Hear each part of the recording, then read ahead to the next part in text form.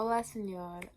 Today I'm going to be explaining no pressure or airborne infection isolation rooms to the other Madeline right here. She's awesome. She's almost as cool as me, but she has red hair. Anyway, these rooms are used for, especially in ERs, for people who may or have infectious diseases to keep their air and their respiratories, like what they breathe in and basically what they breathe out of the rest of the hospital. So imagine there's a room and all of the air from the hospital is coming in the room, but it's a one-way system. All of the air coming in goes in, but all the air that comes out of this room or in this room is ventilated out of the room through the roof, and then the roof, it goes out into the world at the top of the building where it's exposed to UV rays, and for that it is exposed to a filter that is highly effective to get rid of anything this person breathed out.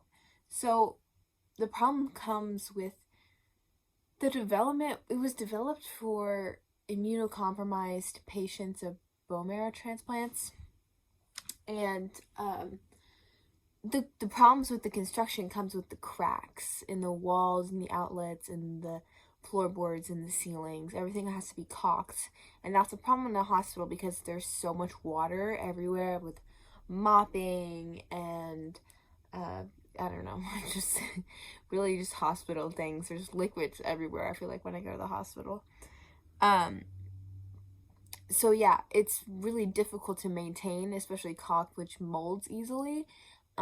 So some things that some children's hospitals have been doing are making literal concrete blocks so that it doesn't go through the ceilings, floor, walls. It's literally just the door, and the doors open automatically, and there are no windows that can be opened, and yeah, it just goes, the air goes in and then out, and that's basically how it works.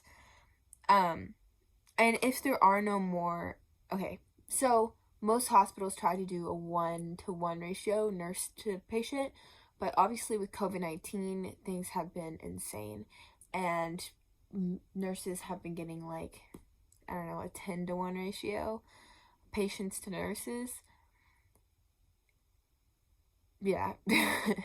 And it's just been really impossible, and we know at the beginning of this, nurses were using masks for like days, and it was terrible.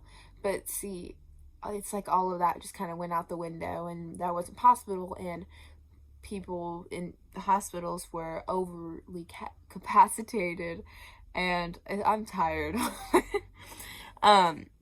And for that, in that situation, they use portable high-efficiency particulate airflow filters, which give the same essence as a no-pressure room or negative pressure room, but it's obviously not the same because it's not caulked or sealed or has that ventilation system that goes up and out. Like, the ventilation is still shared with other rooms, which is just dangerous in itself. It's a low pressure vacuum. It's not high pressure at all, but the whole room is basically in a vacuum, sucking air out from the hospital and sucking it up into the sky.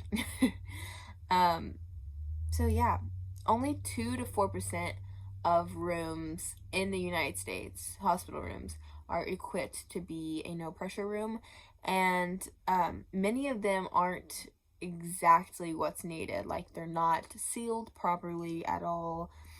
And I will leave you with this.